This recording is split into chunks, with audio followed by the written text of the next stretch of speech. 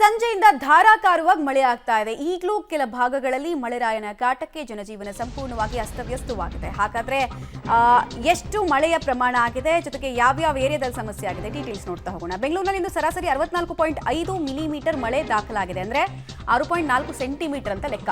ಗುಡುಗು ಸಹಿತ ಮಳೆಗೆ ತಗ್ಗು ಪ್ರದೇಶಗಳು ಜಲಾವೃತವಾಗಿದೆ.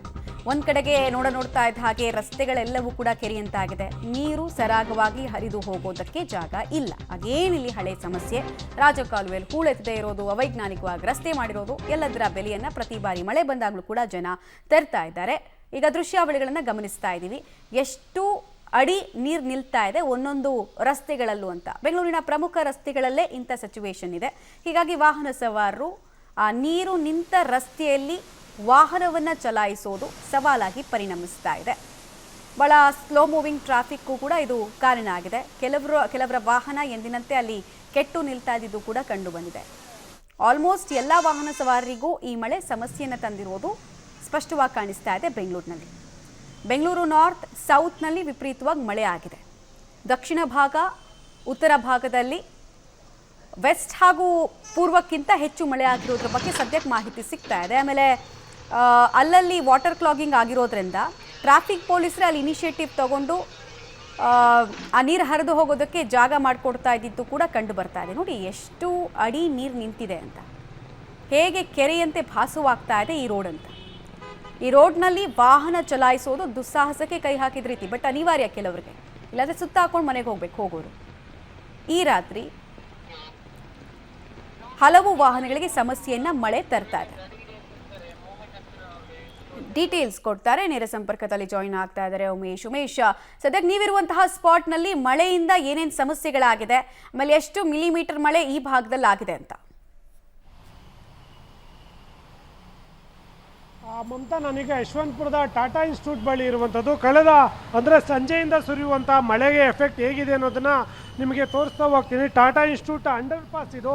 ಮೊದಲಿಗೆ ಟಾಟಾ ಇನ್ಸ್ಟಿಟ್ಯೂಟಲ್ಲಿ ಏನು ಅಂಡರ್ ಪಾಸ್ಗೆ ನೀರು ಸುರಿತಾ ಇರುವಂಥದ್ದು ನೀವು ಕಾಣ್ತಾ ಹೋಗ್ಬೋದು. ಅಂದರೆ ಎಷ್ಟರ ಮಟ್ಟಿಗೆ ಇವರು ಫ್ಲೈಓವರ್ ಕಟ್ಟಿದ್ದಾರೆ ಅನ್ನೋದ್ರ ಬಗ್ಗೆ ಇದು ಗೊತ್ತಾಗ್ತಾ ಇರುತ್ತೆ. ಮೇಲಿಂದ ನೀರು ಕೂಡ ಸೋರ್ತಾ ಇರುವಂಥದ್ದು, ಅಂದರೆ ಜೋರಾಗಿ ಸೋರ್ತಾ ಇತ್ತು. ಈಗ ಮಳೆ ಸ್ವಲ್ಪ ಕಡಿಮೆ ಆಗಿರೋ ಹಿನ್ನೆಲೆಯಲ್ಲಿ ಸ್ವಲ್ಪ ನೀರಿನ ಪ್ರಮಾಣವು ಕಡಿಮೆ ಆಗಿರುವಂಥದ್ದು. ಇನ್ನು ಕೆಳಗಡೆ ಅಂಡರ್ ಪಾಸ್ನಲ್ಲಿ ನೋಡೋದಾದರೆ ಸುಮಾರು 1.5-2 ಅಡಿಯಷ್ಟು ನೀರು ನಿಂತಿರುವಂಥದ್ದು. ಇದು ಸಂಜೆ ಸುಮಾರು 1 ಗಂಟೆಗಳ ಹಿಂದೆ ಇದು ಇನ್ನೂ 3 ಅಡಿಯಷ್ಟು ಎತ್ತರಕ್ಕೆ ನೀರಿತ್ತು. ಈಗ ಸ್ವಲ್ಪ ಪ್ರಮಾಣದಲ್ಲಿ ನೀರು ಇಳಿಕೆ ಕಂಡಿದ್ರು ಕೂಡ ವಾಹನ ಸವಾರರು ಓಡಾಡೋದಕ್ಕೆ ಪರದಾಡುವಂಥ ಪರಿಸ್ಥಿತಿ ನಿರ್ಮಾಣವಾಗಿದೆ. ನಾವೀಗ ನೋಡ್ತಾ ಇರ್ಬೋದು, ನನ್ನ ಬಲಭಾಗಕ್ಕೆ ಈ ಜಾಗ ಏನಿದೆ, ಈಗಲೂ ಕೂಡ ಅಲ್ಲಿ ಸುಮಾರು 2 ಅಡಿಯಷ್ಟು ನೀರು ಇರುವಂಥದ್ದು. ವಾಹನಗಳು ಅದರಲ್ಲೇ ಹೋಗ್ತಾ ಇರುವಂಥ ದೃಶ್ಯ ಕಾಣ್ತಾ ಇರುವಂಥದ್ದು. ಇದಕ್ಕೆ ಪ್ರಮುಖ ಕಾರಣ ಏನು ಅಂದರೆ ಈ ಅಂಡರ್ ಪಾಸ್ನಲ್ಲಿ ಏನು ಚರಂಡಿಗಳೇನಿದ್ದಾವೆ ಎರಡು ಕಡೆಗಳೇ ಅದನ್ನು ಹೂಳು ತುಂಬಿಕೊಂಡಿದೆ. ಇಲ್ಲಿವರೆಗೂ ಕೂಡ ಅದನ್ನು ತೆಗೆಯುವಂಥ ಕೆಲಸ ಮಾಡಿಲ್ಲ. ಹಾಗಾಗಿ ಇಲ್ಲಿ ಬರುವಂಥ ನೀರು ಎಲ್ಲೂ ಕೂಡ ಹೊರಗಡೆ ಹೋಗೋಕ್ಕೆ ಅವಕಾಶ ಇಲ್ಲ. ಹಾಗಾಗಿ ವಾಹನ ಸವಾರರು ಕೂಡ ಇದೇ ನೀರಲ್ಲೇ ಅರಸಾಹಸ ಪಟ್ಕೊಂಡು ಹೋಗ್ತಾ ಇರುವಂಥದ್ದು. ಇನ್ನು ಚಿಕ್ಕ ಪುಟ್ಟ ಗಾಡಿಗಳಂತೂ ಇಲ್ಲಿ ಬಂದು ಎಲ್ಲರೂ ಕೂಡ ಯೂಟರ್ನ್ ತೆಗೆದುಕೊಂಡು ವಾಪಸ್ ಹೋಗುವಂಥದ್ದು ನಮಗೆ ಕಾಣ್ತಾ ಇರುವಂಥದ್ದು. ನಿಜಕ್ಕೂ ಬಹುತೇಕ ಬೆಂಗಳೂರಿನ ಇದೊಂದೇ ಜಾಗದಲ್ಲ, ಬೇರೆ ಬೇರೆ ಕಡೆಗಳಲ್ಲೂ ಕೂಡ ಇದೇ ಪರಿಸ್ಥಿತಿ ಕಾಣ್ತಾ ಇದೆ. ಹಂಗೆ ನೋಡೋಕೆ ಹೋದರೆ ಇವತ್ತು ದೊಡ್ಡ ಮಟ್ಟದಲ್ಲೇನು ಬೆಂಗಳೂರಿನಲ್ಲಿ ಮಳೆ ಬಿದ್ದಿಲ್ಲ, ಸಾಧಾರಣವಾಗಿ ಬೀಳ್ತಾ ಇರುವಂಥದ್ದು. ಈ ಮಳೆಗೆ ಇಷ್ಟರ ಮಟ್ಟಿಗೆ ಅಂಡರ್ ಪಾಸ್ಗಳು, ತಗ್ಗು ಪ್ರದೇಶಗಳು ನೀರಲ್ಲಿ ತುಂಬಿಕೊಂಡಿದ್ರೆ ದೊಡ್ಡ ಪ್ರಮಾಣದಲ್ಲಿ ಮಳೆ ಬಿದ್ದರೆ ಪರಿಸ್ಥಿತಿ ಏನು ಅನ್ನೋದು ಸದ್ಯಕ್ಕೆ ಪ್ರಶ್ನೆ ಆಗಿರುವಂಥದ್ದು. ಉಳಿದಂತೆ ಇವರೆಲ್ಲ ಏನು ಅಂಡರ್ ಪಾಸ್ಗಳಾಗಿರ್ಬೋದು, ಫ್ಲೈಓವರ್ಗಳಾಗಿರ್ಬೋದು ಏನೆಲ್ಲ ಕಟ್ಟಿದ್ದಾರೆ ಅದಕ್ಕೆ ಸೂಕ್ತ ವ್ಯವಸ್ಥೆ ಮಾಡದೇ ಇರುವಂಥದ್ದು ಈ ಅವಘಡಗಳಿಗೆ ಕಾರಣ ಅಂತ ಹೇಳುವಂಥದ್ದು. ಈಗ ಈ ಅಂಡರ್ ಪಾಸ್ನಲ್ಲೂ ಕೂಡ ಮಳೆ ನೀರು ಹೋಗ್ತಾ ಇಲ್ಲ. ಅಂದರೆ ಇಲ್ಲಿಗೆ ಅಷ್ಟೊಂದು ದೊಡ್ಡ ಪ್ರಮಾಣದಲ್ಲಿ ಮಳೆ ನೀರು ಹರಿದು ಬರ್ತಾ ಇಲ್ಲ. ಆದರೂ ಕೂಡ ಇಷ್ಟು ಸುಮಾರು 2 ಅಡಿಯಷ್ಟು ನೀರು ತುಂಬಿದೆ. ಅಂದರೆ ದೊಡ್ಡ ಪ್ರಮಾಣದಲ್ಲಿ ಏನಾದರೂ ಮಳೆ ಬಿದ್ದರೆ ಇಲ್ಲಿ ಎಷ್ಟು ಮಟ್ಟಿಗೆ ನೀರು ತುಂಬ್ಕೋಬೋದು, ಮತ್ತು ಇಲ್ಲಿ ವಾಹನ ಸವಾರರು ಓಡಾಡೋದಕ್ಕೆ ಏನು ವ್ಯವಸ್ಥೆ ಇದೆ ಅನ್ನೋದನ್ನು ಈಗ ಕಾದು ನೋಡಬೇಕಾಗಿದೆ. ಆದರೆ ಈಗ BBMP ಇನ್ನಾದರೂ ಎಚ್ಚೆತ್ಕೋಬೇಕಾಗಿರುವಂಥದ್ದು. ಇವತ್ತು ಸಾಧಾರಣ ಮಳೆಗೆ ಇಷ್ಟೊಂದು ಎಡವಟ್ಟುಗಳಾಗ್ತಾ ಇದ್ದಾವೆ ಅಂದರೆ ದೊಡ್ಡ ಪ್ರಮಾಣದಲ್ಲಿ ಮಳೆ ಬಿದ್ದರೆ ಬೆಂಗಳೂರಿನ ಪರಿಸ್ಥಿತಿ ಏನು ಅನ್ನೋದು ಈಗ ಸದ್ಯದ ಪ್ರಶ್ನೆ ಆಗಿರುವಂಥದ್ದು. ಮಮತಾ, ಉಮೇಶ್, ನಾವು ಗಮನಿಸ್ತಾ ಇದ್ವಿ ಅಲ್ಲೊಂದು ರೆಡ್ ಲೈನ್ ಡ್ರಾ ಮಾಡಿದಾರೆ ಬಿಟ್ರೆ ಪಾಲಿಕೆಗೆ ಸಂಬಂಧಪಟ್ಟಂತಹ ಸಿಬ್ಬಂದಿಗಳು ಅಥವಾ ಅಂಡರ್ ಪಾಸ್ ಮೇಂಟೈನ್ ಮಾಡ್ತಾ ಇರೋರು ಯಾರು ಕೂಡ ಅಲ್ಲಿ ಕಾಣಿಸೋದು ಅಥವಾ ಕೆಲಸಗಳನ್ನು ಮಾಡಿಸೋದು, ದುರಸ್ತಿ ಮಾಡುವಂತಹ ಕೆಲಸ ಅಥವಾ ನೀರು ಹರಿದು ಹೋಗೋದಕ್ಕೆ ಜಾಗ ಮಾಡಿಕೊಳ್ಳುವಂತಹ ಪ್ರಯತ್ನ ಯಾವುದು ನಮಗಂತೂ ಕಾಣಿಸ್ಲಿಲ್ಲ. ನಿಮ್ಗೇನಾದ್ರು ಕಾಣಿಸ್ತಾ? ಏನು ಹೇಳ್ತಾ ಇದ್ದಾರೆ ಆ ಅಂಡರ್ ಪಾಸನ್ನು ಮೇಂಟೈನ್ ಮಾಡ್ತಾ ಇರೋರು? ಯಾಕೆ ಈ ರೀತಿ ಸಮಸ್ಯೆ ಆಗ್ತಾ ಇದೆ ಅಂತೆ? ಆ ರೆಡ್ ಲೈನ್ ಡ್ರಾ ಮಾಡಿರೋದ್ರಿಂದ ಏನು ಉಪಯೋಗ?